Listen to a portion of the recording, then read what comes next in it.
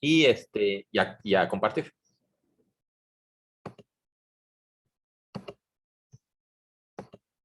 Aquí ya, para ahorrar un poquito de tiempo, ya los avancé. Digo, era básicamente nada más terminar esas operaciones sencillas que habíamos ya discutido. Pero bueno, nada más para que lo tengamos ya del todo claro, ¿no? Entonces teníamos que ver que este vector U y este vector B eran paralelos, para lo cual entonces ya sabíamos la fórmula que ocupamos. De hecho, es esta fórmula que tengo aquí escrita.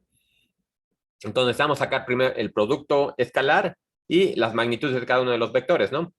Saco el producto escalar, directamente 2 por menos 4 y menos 3 por 6, y da menos 26.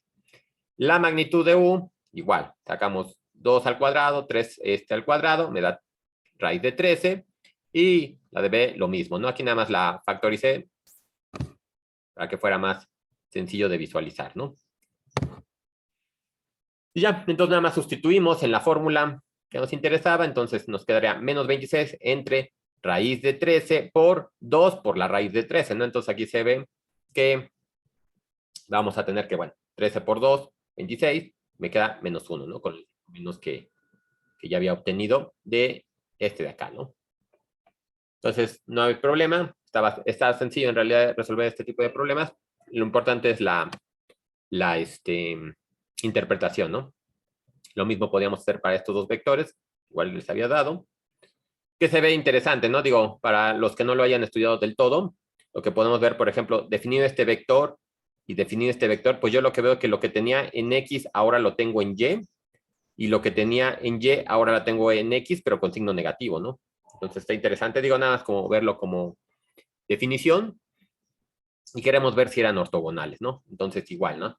3 por menos 4, 4 por 3, pues ya inmediatamente vemos que es 0, y entonces sabemos que el ángulo tiene que ser pi medios, ¿no? No hay mucho problema con este tipo de problemas, ¿no? Valga la redundancia. Bien, entonces ahora sí, como les había dicho, pues vamos a ver qué nos puede, bueno, que sirve para ver ortogonalidad, y ahora vamos a ver cómo podemos obtener la componente, ¿no? Déjenme hago un dibujito aquí nada más para del que ya habíamos platicado. Digo, ya lo había dibujado en el pizarrón, pero nada más para recordar, ¿no? Qué es lo que queremos obtener. Entonces, bueno, supongamos que tenemos el vector U y que tengo déjenme ver por aquí, el vector B. Yo nada más para que se quede más claro que no tienen que ser de la misma magnitud los vectores, ¿no? Entonces, por ejemplo, si yo quisiera obtener la proyección de U sobre B, tendría que sacar igual como le habíamos hecho, ¿no? Ponemos aquí una lámpara que esté a lo mejor iluminando y vemos cómo se vería la sombra, pero ahora en lugar de como lo habíamos estado haciendo, que era sobre el eje de las X, nos va a interesar ver la sombra en la dirección del vector B. Entonces, en este caso, por ejemplo, me quedaría, si quiero sacar este pedacito. Yo voy a dibujar aquí nada más para que se quede bien claro de dónde estoy midiendo. Entonces me interesa ese que tenemos ahí, ¿no? Nosotros ya habíamos demostrado, por ejemplo, que podemos tener que la magnitud de U por la magnitud de B por el coseno del ángulo entre ellos es igual a U punto B, ¿no? Ya, directamente lo tenemos. Entonces, si nos fijamos, por ejemplo, podemos rotarlo para ver qué es lo que vamos a obtener, para obtener algo similar con lo que ya habíamos trabajado, ¿no? Si yo roto B, bueno, U y B, de forma que B me quede sobre el eje de las X, se ve que esto de aquí es con lo que ya habíamos estado trabajando, ¿no? Esa era la componente del coseno, o el cateto adyacente de este vector 1. Entonces, yo la magnitud, ahorita nada más exclusivamente la magnitud de la proyección del vector U sobre B, me quedaría, lo voy a poner.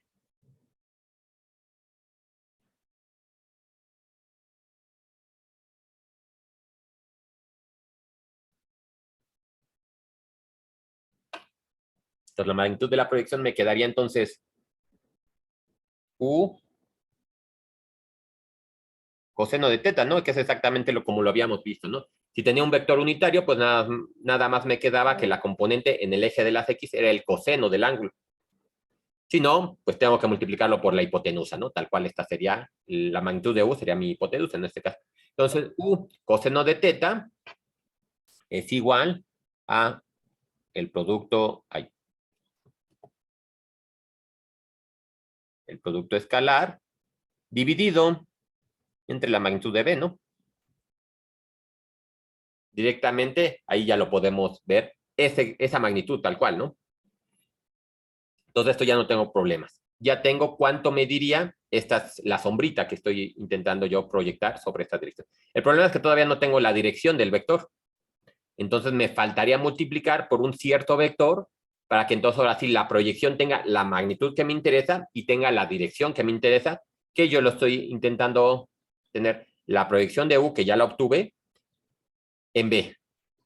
Entonces tendríamos que poner que la proyección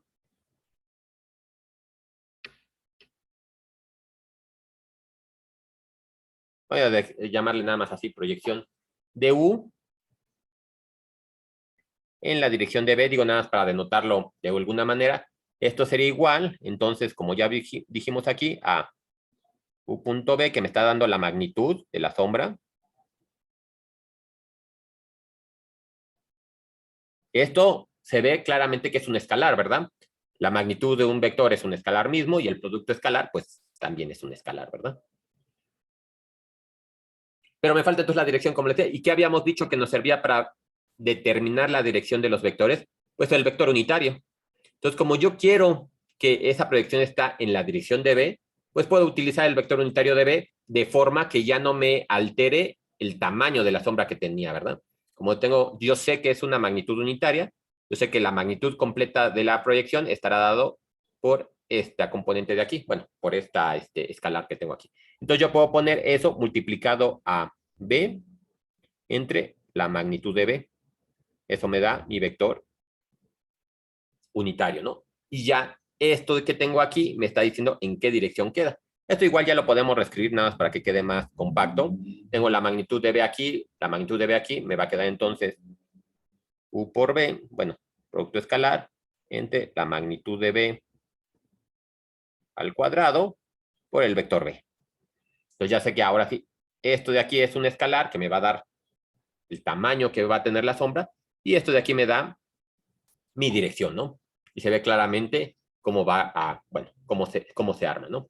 Ahora, aquí, bueno, déjenme este dibujo, lo copié aquí para que después lo pueda utilizar, porque ahorita llegaremos a vectores en 3 dimensiones, pero ahorita llegaremos. Bien, como les decía, bueno, hay unas propiedades que podemos sacar directamente de figurita. Déjenme aquí también nada más para que quede claro en el dibujo, ahora que lo pienso. Pues podría poner que esto de aquí es la proyección. Profesor, Ahí, disculpe una pregunta. ¿Podría ampliar su ventana para sí. ser muy chiquita? Bueno, si gusta, sí, ¿O cómo? ah, o sea, Ajá. como hacerla grande, que ocupe toda si se puede, la pantalla. A toda la... Ajá. Estoy compartiendo la pantalla completa de la computadora. No podemos ver su escritorio. Ah, o sea, todo el escritorio, sí, me equivoqué. Sí, Entonces déjame un segundo, sí, gracias. porque sí compartí la pantalla. Entonces, bueno, me equivoqué entonces con el que... A ver si así, ahora sí se ve más grande. Sí, gracias. Ya. Sí, es que ese, no sé, apreté el que no era. Pero sí, digo, ¿para qué quería estar viendo mi escritorio? No estaba tan interesante. Digo, en otras ocasiones tal vez. Ya, sí, gracias por comentarlo. Sí, entonces iba a poner la proyección de el vector U sobre B, ¿no? Digo, nada más para que quede claro en el dibujito. Y entonces, como les digo, tenemos varias propiedades aquí que enlistar. Déjenme lo hago un poquito chiquito nada más para que...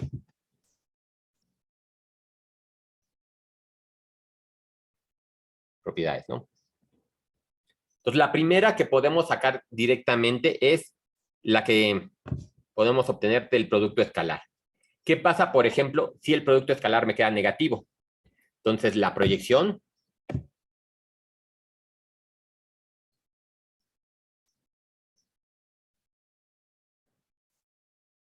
está en la dirección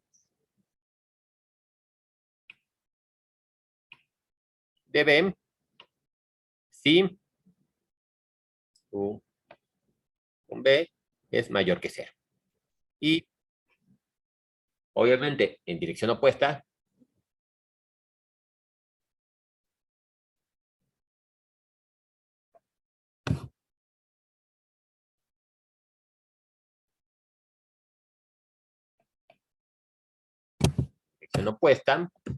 si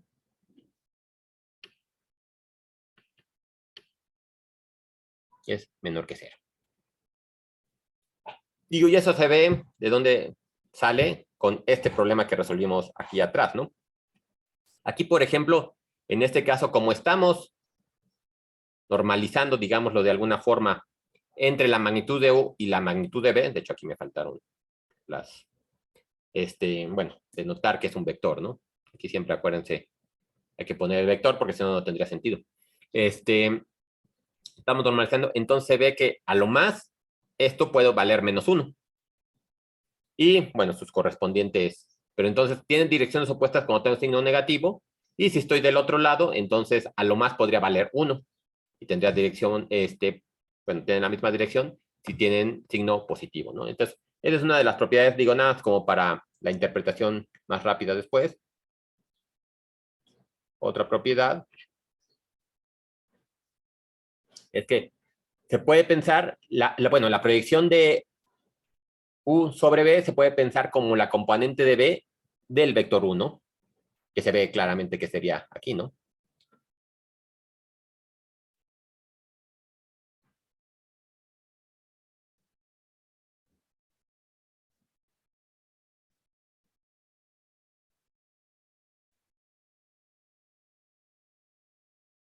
Como la componente de B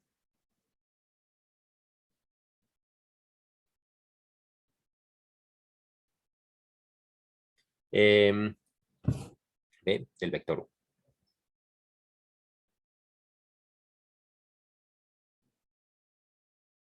Y a la última, que digo, básicamente sale inmediatamente de la interpretación, es que si U y B son ortogonales, no hay proyección.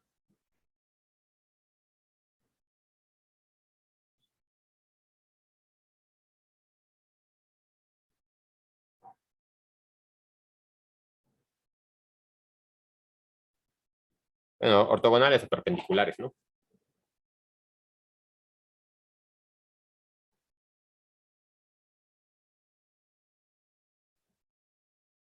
Ya, directamente esas. Digo, ahorita todavía estamos trabajando con una de las vectores que había comentado que nos era interesante, ¿no? Entonces ya tenemos la proyección, que sería este vector que estaría viendo aquí, ¿no? Pero como les decía, también nos puede interesar otro vector. Y una vez ya con esta construcción, nos puede interesar este otro vector, ¿no? Que ese sería el vector perpendicular a B. Entonces, la componente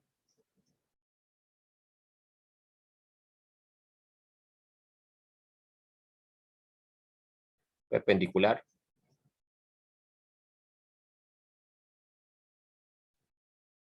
y trataré de utilizar estos dos términos indiferentes, nada más para que quede claro que pues, indican lo mismo, ¿no? Ortogonal o perpendicular. La componente perpendicular al vector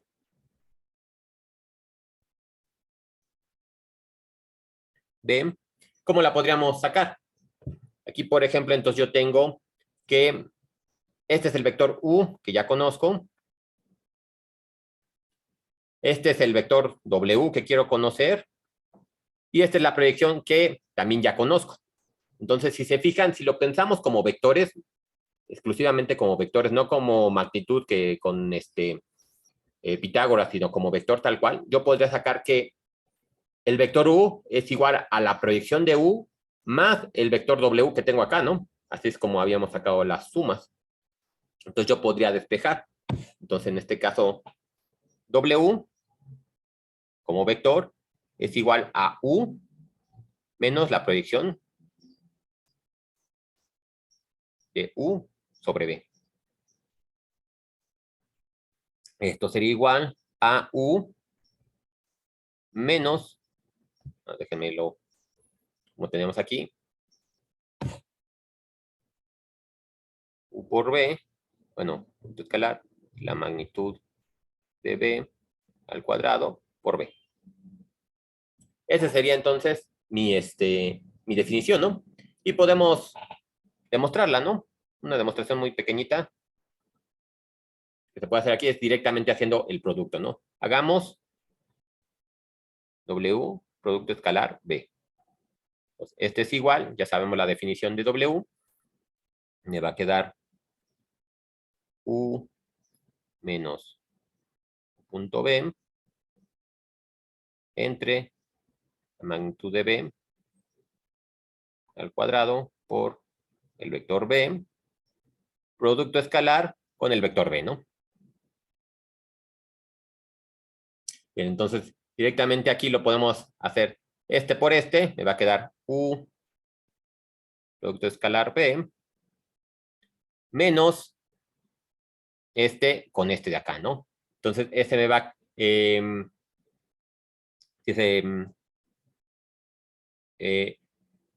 así. Entonces me queda U por B, U punto B por B por B, ¿no? Entre la magnitud de B al cuadrado, ¿no? Entonces nada más, este por este y este por este. Este de aquí, entonces ya sabemos cómo lo podemos ver, ¿no? Esto de ahí sería la magnitud de B al cuadrado, como ya lo habíamos también demostrado, ¿no? Entonces esto de aquí me queda U por B, producto escalar, menos U por B. Entonces, sin importar quiénes sean mis vectores, esto siempre va a dar 0. Entonces, efectivamente, ¿no? Ya sé que el producto escalar del vector B con el vector W siempre van a ser perpendiculares, ¿no? Entonces, vamos a hacer un ejemplo nada más para que quede más claro.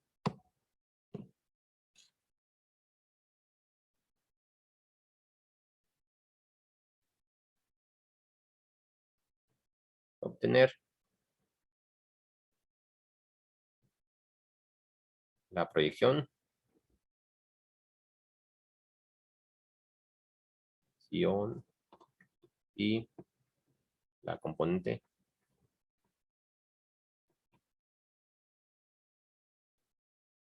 ortogonal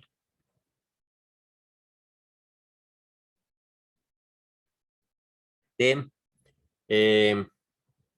U sobre B si U es igual a 2i más 3j y B es igual a i más j. Así, sencillitos para que no nos tome mucho, bueno, mucho trabajo sacar las cuentas, ¿no? Entonces, la proyección de U sobre B, ya sabemos que sería igual a U por B entre la norma de B por B. Entonces, esto implica, bueno, esto es igual ya directamente. Bueno, lo voy a poner acá. U por B es igual a 2 por 1 y 3 por 1, ¿no? Entonces, ese sería 2 más 3, sería 5. Y le necesito ahora la magnitud de B. La magnitud de B es igual a, bueno, de hecho la magnitud de B al cuadrado. Aquí me faltó el cuadrado, Esto sería 1 más 1, sería 2, ¿no? Entonces ya sé que esto de aquí es igual a 5 medios. 5 medios que multiplica al vector B. El vector B es el I más J. Entonces, este es igual a 5 medios, 5 medios, ¿no? Sigamos con la otra notación. Esa sería la proyección. Ahora saquemos la componente perpendicular.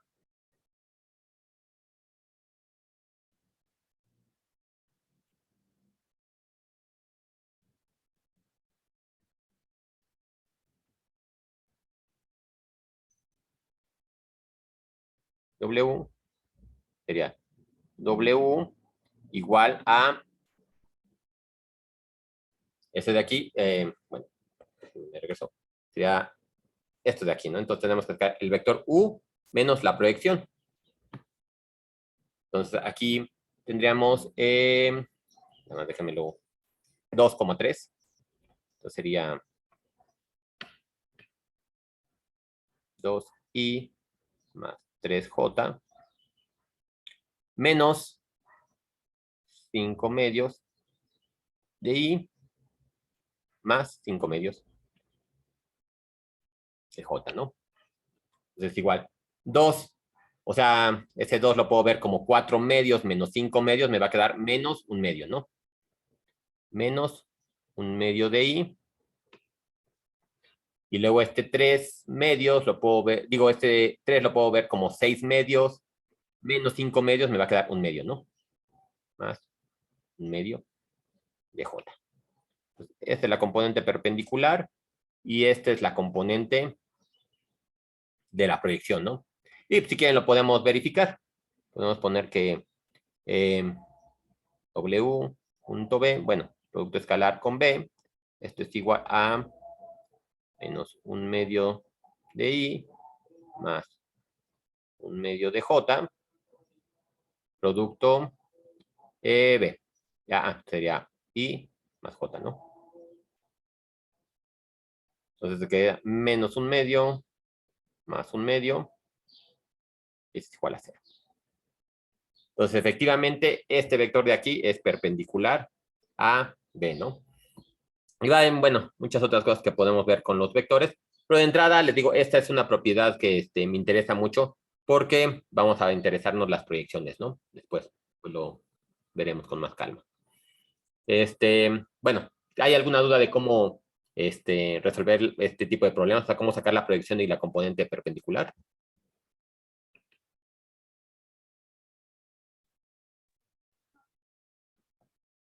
No les voy a dejar aquí un problemita nada más como para que igual le echen un ojo y si no, cualquier cosa lo podemos luego revisar, ¿no? Entonces, obtener, ya como tarea moral,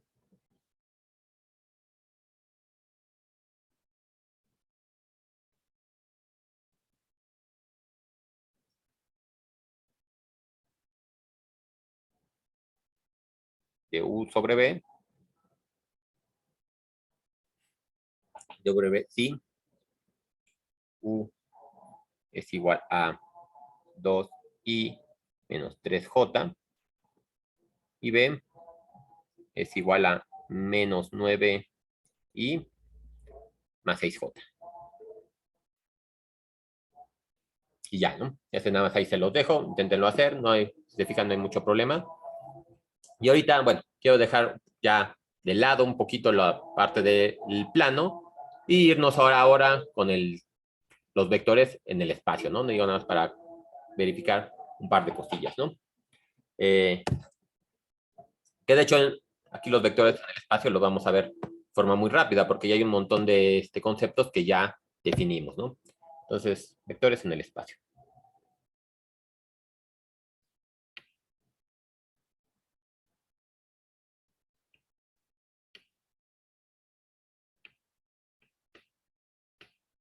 Entonces, una de las primeras cosas de los vectores en el espacio es que si antes necesitábamos parejas ordenadas para definir cualquier punto en el plano, ahora vamos a, ahora vamos a tener ternas. Vamos a tener ternas ordenadas también, ¿no? Siempre tenemos que tener la parte ordenada. Entonces, cualquier punto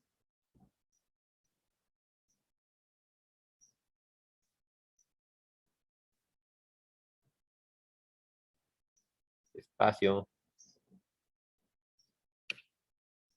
de R3. Digo, aquí no, a lo mejor lo empecé a utilizar sin ahondar mucho en la anotación, pero creo que para todos es relativamente claro por qué se utiliza esta anotación, ¿no? Podemos tener entonces R, que sería, por ejemplo, la recta que utilizamos como para aprender a contar en la primaria. Luego tendríamos R2, que R2 viene directamente de pensar en el producto cartesiano, ¿no? Y hay toda una, bueno, una teoría que se puede discutir sobre, antes de llegar a funciones, cuando empiezan a trabajar con relaciones, y estas relaciones se pueden ver como representación de productos cartesianos en el plano, y eso, como obviamente tengo todas las combinaciones que puedo tener, se ve como R2, y lo mismo lo puedo llevar para tener un R3, ¿no? Nada más como para dejar esto en claro. Ahora podría tener relaciones que me relacionan cada punto del espacio, y entonces como tengo tres ejes, en este caso, X, Y, Z, pues lo representamos así, ¿no? Y es una notación muy cómoda también, porque lo puedo llevar a R4, R5, a cualquier Rn, ¿no? Pensando en un aspecto más general, ¿no? Digo nada más por si esto no lo comenté, por si a alguien le queda duda, ¿no? Entonces cualquier punto en el espacio de R3 se puede representar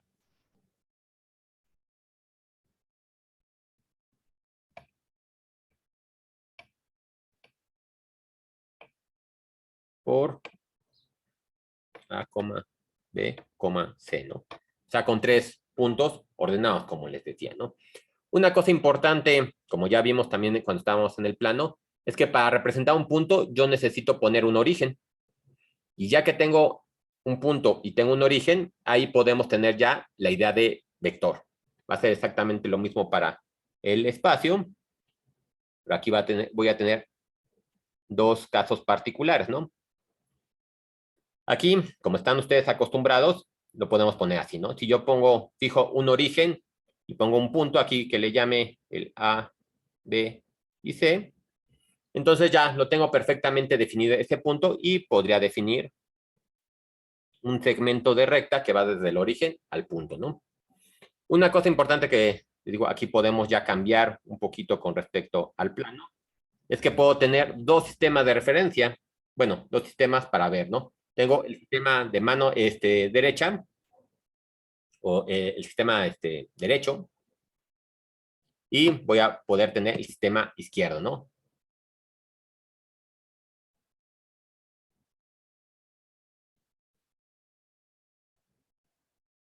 Y ese recibe el nombre por exactamente cómo lo utilizamos, ¿no? Aquí podemos ver, por ejemplo, bueno, fíjense en lo que estoy hacia mí, utilizamos la mano derecha para ver los ejes, ¿no? Entonces puedo tener el eje X, el eje Y y el eje Z, y siempre los tengo así, ¿no? Podría tener también el de la mano izquierda, ¿no? Sin problema, ¿no? Si yo a este le pongo el eje X, obviamente lo voy a seguir, este siempre va a ser X, Y y Z, y ahora lo tengo hacia el otro lado. De forma es que, por ejemplo, el sistema de mano izquierda, generalmente se llega a utilizar más en los libros antiguos, pero bueno, nada más para que lo consideren. Entonces aquí tendría X, Z y Y. No importa cualquier sistema que izquierdo utilicemos, siempre y cuando seamos congruentes, cualquiera nos va a dar resultados correctos, ¿no?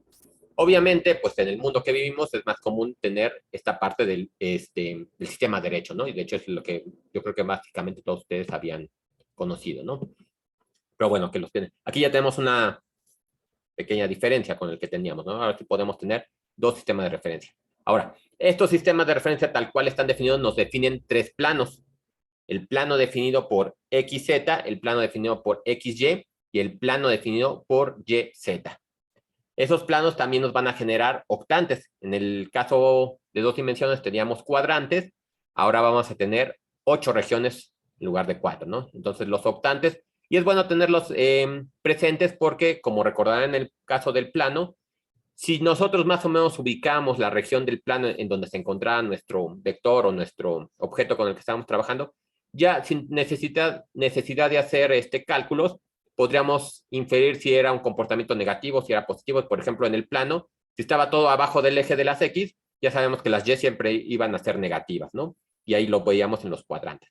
Lo mismo tenemos aquí con los octantes, ¿no? Los octantes también, si ya más o menos los ubicamos, podemos saber en qué región estamos trabajando. Y ese, por ejemplo, va a ser importante, digo, ya también adelantando y viendo por qué nos interesa tenerlo muy claro. Supongan, por ejemplo, que en algún momento queremos sacar una esfera, el volumen de una esfera.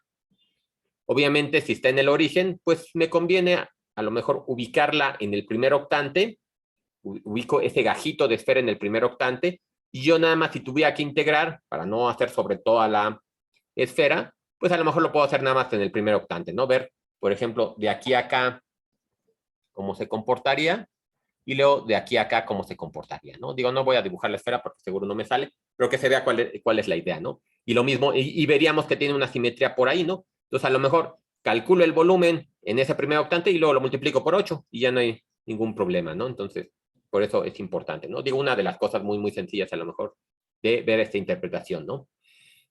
Entonces, ya tengo definido el sistema de referencia, ¿no? Esto, déjenme, nada más lo hago esto chiquito para jalarlo ya bastante que no me esté estorbando.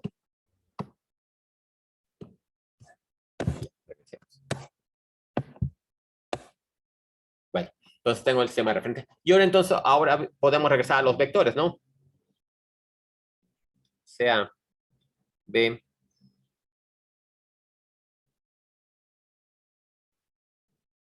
definido del punto P al punto Q, ¿no? Entonces, si yo tengo un vector definido entre esos dos puntos, déjenme vuelvo a hacer el dibujo, nada más para que quede, no se encime con el pasado. Entonces voy a tener un vector de aquí a acá. No me interesa ahorita tanto la dirección del vector, puede ir de P a Q o de Q a P. Entonces, si yo quiero obtener la magnitud de P, de B,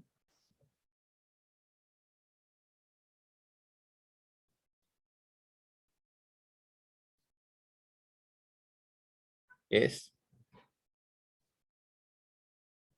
magnitud de B es igual a la raíz de, por ejemplo, aquí vamos a suponer que va de Q a P, ¿no? Entonces podría poner QX menos PX al cuadrado más QY menos PY. Exactamente lo mismo que ya habíamos definido, nada más nos lo traemos a 3 dimensiones, ¿no? QZ menos PZ. Entonces ya podemos definir la magnitud de un vector que está en el espacio de 3 dimensiones. Y por eso les decía, no me interesa ahorita mucho la dirección, porque se ve que como estos son componentes al cuadrado, cada uno de estos, si yo saco px menos, digo qx menos px, o saco px menos qx, voy a tener exactamente lo mismo, ¿no? Obviamente aquí qx, qy y qz son las componentes del punto en Q, px, py y pz son las componentes del punto P, ¿no? Entonces no hay ningún problema, ¿no? Y de hecho, también podríamos a lo mejor poner explícitamente ese vector, ¿no? Aquí tengo la magnitud, ¿no? Pero ya directamente que lo tengo escrito así, podría poner que esto es igual a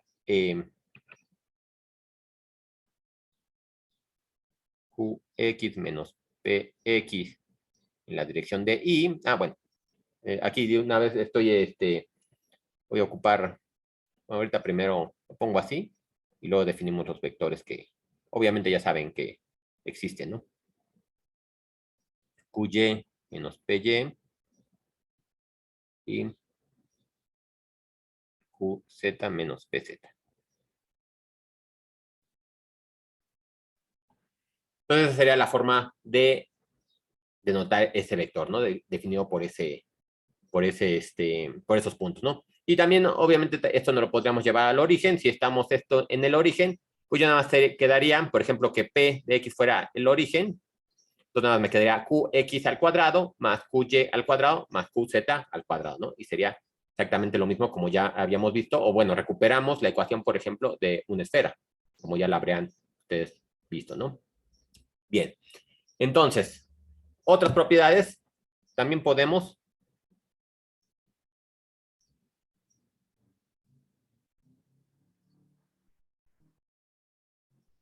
sumar vectores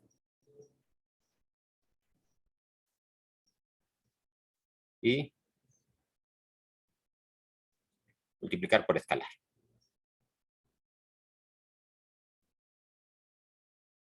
Entonces, sea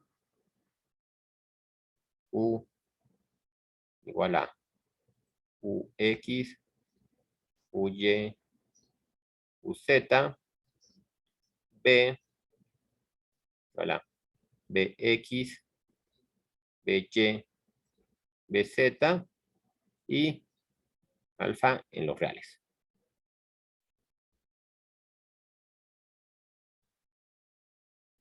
Entonces, una cosa que también nos podemos ir viendo desde ahorita. Por ejemplo, si yo sumo dos vectores que estén en el plano, la suma de ellos siempre también va a estar en el plano, que es algo interesante. Es decir, hay una cosa ahí que se llama cerradura, que si yo sumo dos elementos que estén en R2, me va a dar otro elemento en R2. Si sumo dos elementos que estén en R3 o en el espacio, voy a obtener otro elemento que esté en R3, ¿no? Se ve que sucede con la suma y sucede con la multiplicación por escalares, que es algo que nos va a permitir ir definiendo lo que es un espacio, que todavía no definimos, pero yo creo que el siguiente lunes ya podemos definir qué es un espacio. Entonces, esto sería igual a UX más BX, UY más BY y UZ más BZ, ¿no? Y alfa por U es igual a alfa por UX, alfa por UY y alfa por UZ, ¿no? Digo, todo lo que les digo, eso ya no lo estoy escribiendo porque pues, en realidad son cosas que ya definimos en el otro, en R2, ¿no? También podemos tener vectores unitarios.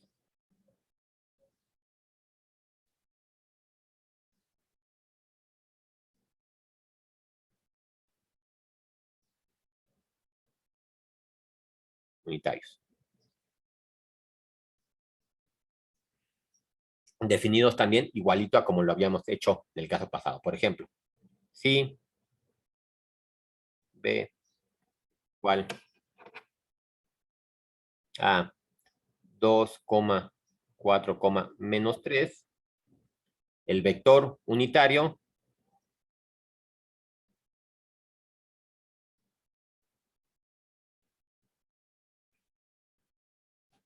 de B es U, ya directamente utilizando esa notación que teníamos para anotarlo. Y aquí tendríamos que es 4 por 4, 16, más 9, más 2, 25, 6, 7, 28, 29, ¿no?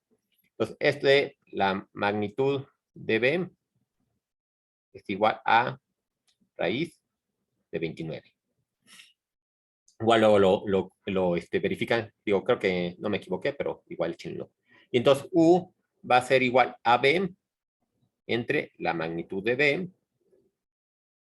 y este es igual a, bueno, 1 entre raíz de 29, ya nada más para no me tarde tanto en escribirlo, 2,4, menos 3. Ya está, ¿no? Digo, nada más igual, verifiquenlo, saquen su magnitud y corroboren que sí sale así, ¿no?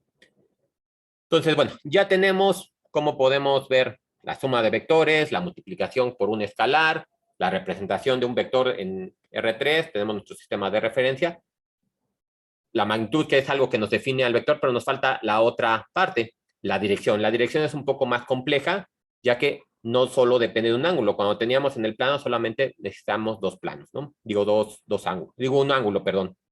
Cuando estemos trabajando en R3, vamos a necesitar más más ángulos, ¿no? Bien. Para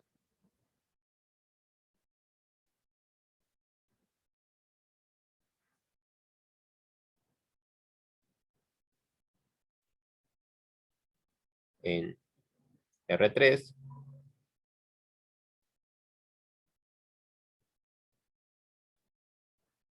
varios.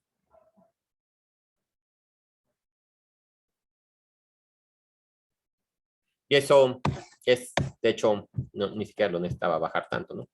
Este dibujito es el que quería que me ayudara para definir esto.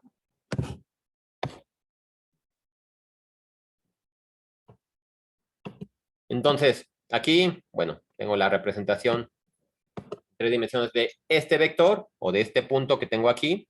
Y se fijan, para hacer de que quede únicamente representado, pues puedo definir este ángulo de aquí, puedo definir este ángulo de aquí y este ángulo de acá. Se fijan, cada uno de esos ángulos está con relación a uno de los ejes. A lo mejor después puedo quitarme algunos de los ángulos si yo defino de forma inteligente las componentes, pero de entrada, yo necesitaría 3 ángulos, ¿no? Entonces, ¿cómo se ve?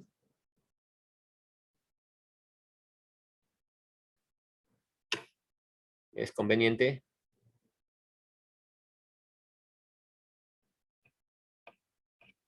usar 3 ángulos.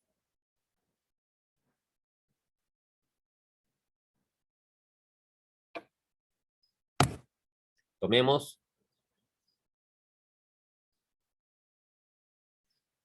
Y eso va a ser, bueno, interesante porque nos va a definir un concepto que nos va a ayudar ya después a definir siempre el ángulo. Son los cosenos directores.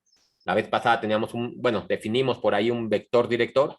Ahora vamos a tener cosenos directores que nos ayudan a ver qué dirección tiene, ¿no? Entonces tomemos alfa que como el ángulo del vector B al eje X.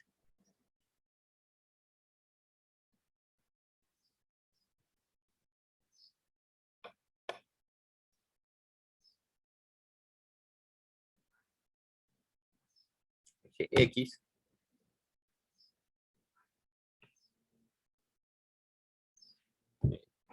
Me lo hago chiquito nada más para que alcance a ver la figura. El ángulo beta, el ángulo al eje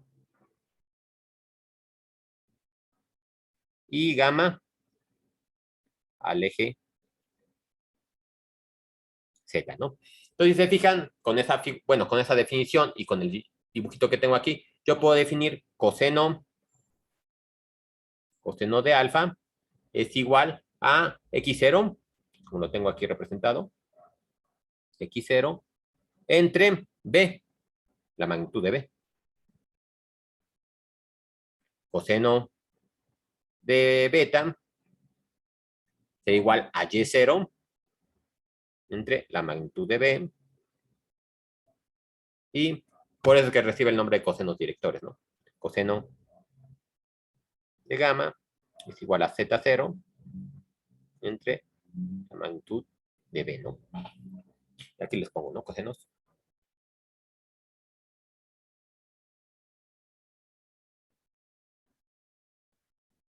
Entonces se ve que si yo defino alfa, beta y gamma, pues ya, directamente puedo saber cuánto valen sus componentes, o al revés, si defino las componentes, puedo saber cuánto valen los cosenos, ¿no? Ahora, si por ejemplo, la magnitud de b fue igual a 1, esto implica, digo nada, como para simple saber un ejemplo muy sencillo, tendría coseno de alfa igual a x0, coseno de beta igual a y0, y coseno de gamma igual a z0, ¿no? No hay mucho problema. ¿Y qué pasa?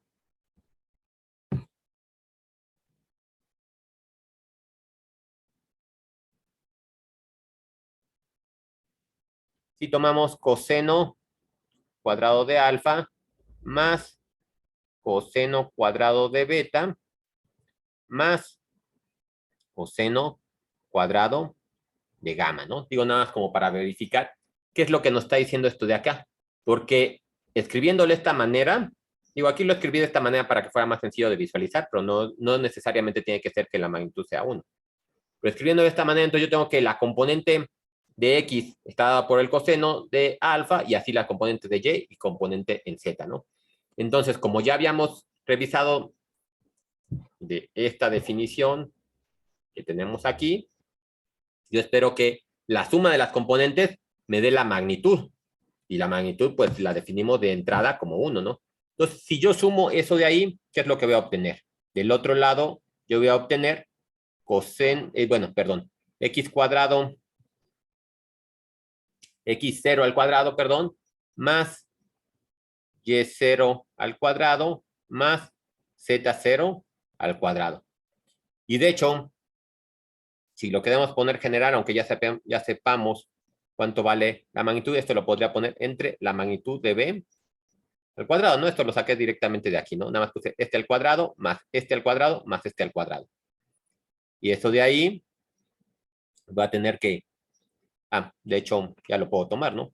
Esto de aquí ya sabemos que me va a dar la magnitud de B al cuadrado, ¿no? Como habíamos dicho, como tengo aquí mi vector en el origen, esto ya se queda directamente como la magnitud de B al cuadrado entre la magnitud de B al cuadrado, ¿no? Y eso es igual a 1. Entonces, en este caso, estos de aquí, siempre me va a dar igual a 1. Y es una identidad que nos puede ayudar mucho cuando estemos trabajando con vectores en el espacio.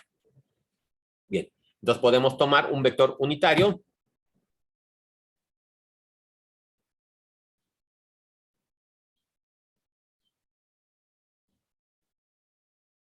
Unitario.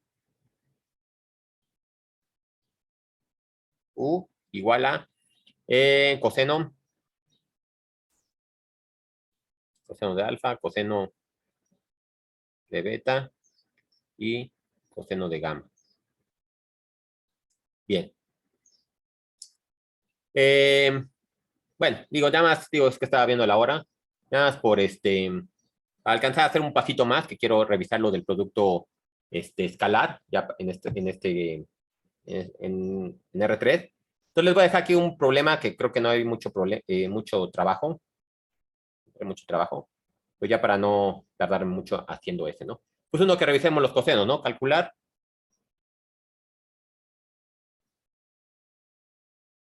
los cosenos directores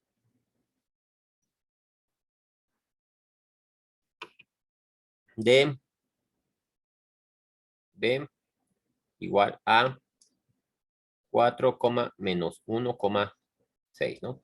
Entonces, obviamente, bueno, por ejemplo, en este caso, bueno, nada, sería cosa que calcularan coseno de alfa igual a, bueno, ¿cómo le pongo? Bx entre la amplitud de B, ¿no? Y bueno, y aquí, así que se siguiera, ¿no? Yo ya no lo voy a ahorita hacer en detalle para no tardarme, pero creo que no hay mucho problema, ¿no? Digo nada más para que revisen y lleguen al numerito que debe ser, ¿no? No son números cerrados, les va a dar con decimal, pero bueno, la idea nada más es como que los trabajen y que vean que existen, ¿no? Lo que me interesa, como les decía, que revisemos el producto escalar, ¿no? Entonces, en el espacio, ya, sí, en 10 minutos termino.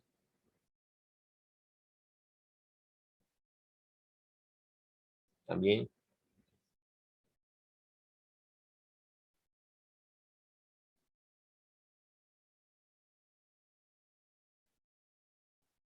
escalar.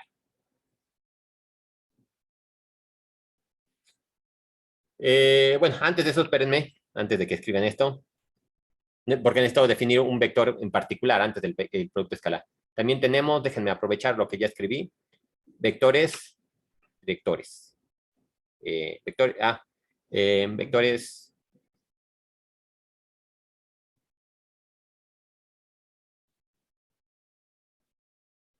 que generan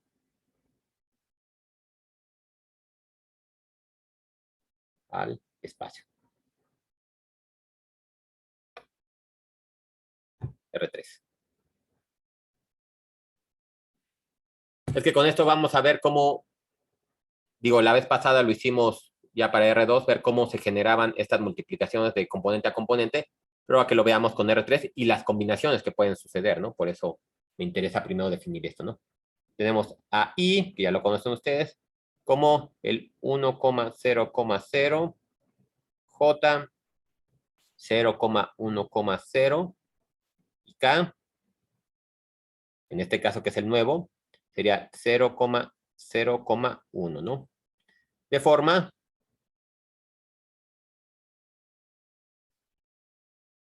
que B igual a Bx, By y Bz es igual a Bx por 1,0,0 más By del 0,1,0 más BZ, el 0,0,1. Entonces, esto es igual a BXY, igualito, más BYJ, más BZ en K, ¿no? Digo, ya, ese no hay mucho problema, es exactamente lo mismo, ¿no? Entonces, ahora sí, el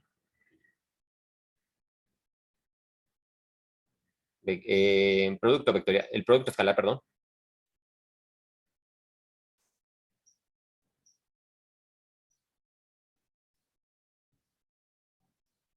R3,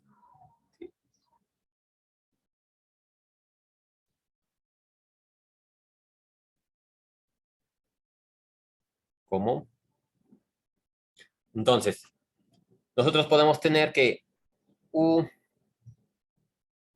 punto, bueno, antes de eso, digo nada más para que quede más claro, ya tengo definido el vector B, déjenme escribo el vector U, UX, UY y UZ, ¿no? Yo aquí ya está el vector B, nada más quería poner nuevamente explícitamente.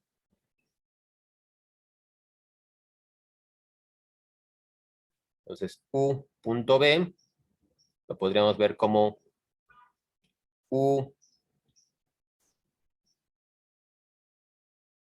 UX por el vector Y más UY por el vector J más UZ por el vector K, producto escalar por BX por Y más BYJ. Digo, yo creo que ya se ve para dónde va la demostración, ¿no? Entonces tengo definido los vectores de esta manera y yo tendría que hacer todos los productos que tengo aquí, ¿no? Entonces, esto es igual a, por ejemplo, aquí podría ser UX y por BXJ más UXY por BYJ. Ay, no, ya me equivoqué, ¿no? A, BXY. Yo nada más estaba haciendo uno por uno, ¿no? Con y luego, o sea, UXY por BYJ más UXY por BZK, ¿no? Yo nada, lo voy a hacer a lo mejor para el primer componente y ya los demás creo que se va a quedar claro, ¿no? Por ejemplo, me quedaría entonces que yo lo puedo escribir como, yo sé que esto es un escalar, este es un escalar que está multiplicando un vector, entonces los podría factorizar y hacer el producto de los vectores, ¿no? Entonces me quedaría UX por BX por el vector Y por el vector Y más UX BY por el vector Y por el vector J más UX BZ por Y por K. Y como ya habíamos comentado también cuando estábamos en el plano, entonces, estos de aquí, como yo quiero que sean componentes perpendiculares, los vectores, estos especiales que generan todo el espacio son perpendiculares, entonces ya sabemos que el producto escalar de ellos me va a dar 0, me va a dar 0, de forma que si siguiéramos haciendo todo esto, bueno, los componentes que me faltaron, aquí nada más me quedaría UX, BX, UX, BX más UY, BY más UZ, BZ, ¿no? Es exactamente entonces lo mismo que teníamos en el plano. Y bueno, con relación a esto, entonces vamos a poder definir todas las otras propiedades que habíamos visto, ya que tenemos el producto escalar definido. Por ejemplo, podemos sacar el ángulo entre los vectores, podemos sacar la proyección de un vector sobre otro que estén en 3 dimensiones. Si se fijan, no hay ninguna limitación aquí. El problema a lo mejor es cómo lo interpretamos. Por ejemplo, podría tener vectores que tengan 4 entradas, en lugar de tener X, Y, Z, que tenga X, Y, Z y W. puedo sacar el producto escalar entre ellos y podría sacar el ángulo entre los vectores que vivan en R4. No sé cómo interpretarlo, no sé cómo visualizarlo, pero matemáticamente tiene sentido, ¿no? Lo mismo la proyección. Yo puedo tener dos vectores en R4 y aplico la fórmula que ya habíamos visto y me va a quedar la proyección de los vectores, ¿no? Todo sin ningún problema, ¿no? Bueno, eso nada más es algo así como para que lo consideremos. Ya no lo voy a apuntar para no hacerlo tan tardado. Pero entonces ya tenemos cómo sumar vectores en R3, cómo multiplicadas por un escalar y recuperamos el concepto de producto escalar. Ahora, ya lo que tenemos aquí trabajando en el espacio de 3 dimensiones, podemos definir el otro vector el otro producto o vector que nos hacía falta, que es el producto vectorial o producto cruz, como también lo llegan a ver en otros lados. Vamos a ver, bueno, cómo se define directamente, para lo cual les puse, bueno, algo, déjenme un segundo, me paso a la clase. Bueno, les puse ahí tres enlaces para que lo revisen. Les puse el producto vectorial para que vean cómo se hace, ¿no? Es bastante interesante porque lo que vamos a ver, ya lo veremos la siguiente clase con calma para no estar correteado, que se calcula como un determinante. Lo interesante es por qué el vectorial se calcula como un determinante. El determinante yo sé que me sirve para resolver matrices, para resolver sistemas de ecuaciones, pero ¿cómo lo puedo utilizar yo para encontrar otro vector? Y ese vector que me está diciendo. Además que me está diciendo que es un vector que es perpendicular a los otros dos vectores, ¿no? Entonces, chequen la interpretación que se dan, porque, como tal cual dice el nombre, ¿no? ¿Por qué el producto cruz se define de esa manera? ¿Por qué el producto cruz, dos vectores, se puede calcular como un determinante? Y la último enlace que les puse también, si quieren echarle un ojo, es la Academia Khan, cómo hace la explicación, que también, ¿no? Es muy similar a lo que vamos a hacer nosotros aquí, pero bueno, si quieren ver una explicación extra, ¿no? Generalmente intento poner los enlaces en inglés porque, bueno, les sirve también de pretexto para que vayan practicando un poquito pues inglés como tal, ¿no? Entonces, bueno, la siguiente clase hacemos esto del producto vectorial. Definimos unas propiedades que también tenemos que tener muy claras del producto vectorial y vemos, bueno, esto sería en cuanto al determinante, y vemos la otra definición. Así como tenemos dos definiciones para el producto escalar, podemos verlo como la suma de la multiplicación de los componentes o como la magnitud de los componentes multiplicado por el coseno. También vamos a tener doble interpretación para este producto, ¿no? Terminando esta definición, digo ya, nada más un minuto más, claro. Terminando esta definición, entonces ya tenemos todo lo necesario para, como les había comentado ahorita, bueno, estamos viendo que tenemos unas propiedades interesantes en estas cosas, ¿no? Estamos en R2, vemos unas propiedades que podemos llevarlas a R3, y entonces uno se podría preguntar, ¿hay alguna otras propiedades que me las puedo llevar a otro lado y las pueda seguir trabajando igual? Entonces, para ver esto, vamos a definir qué es un espacio vectorial. Bueno, definimos qué es un espacio y definimos qué es un espacio vectorial. Y no me acuerdo si ya lo comenté, pero vamos a ver que un espacio vectorial es una cosa mucho más amplia que solamente pensar en los flechitas. Yo sé que es nuestra representación geométrica pensar en flechitas, y un espacio vectorial, pues la lógica me dice, pues son vectores, ¿no? Es un espacio lleno de vectores. Pero vamos a ver que es algo mucho más amplio que eso, ¿no? Por ejemplo, nosotros podríamos definir un espacio vectorial como el espacio de los polinomios. Entonces, ¿cómo es que, bueno, por un lado tengo un vector y por otro lado me dices que es un polinomio?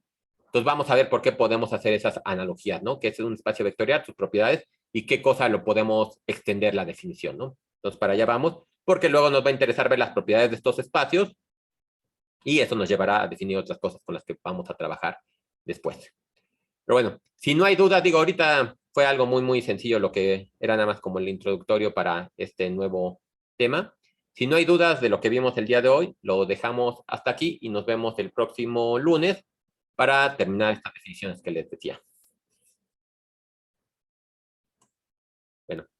No hay dudas. ¿Sí? Que no hay dudas. Ok. Vale, entonces nos vemos. Muchas gracias, profesor. De nada, hasta luego. Hasta luego. Muchas gracias, profe. Gracias, profesor. Hasta luego. Hasta luego, gracias. Hasta luego.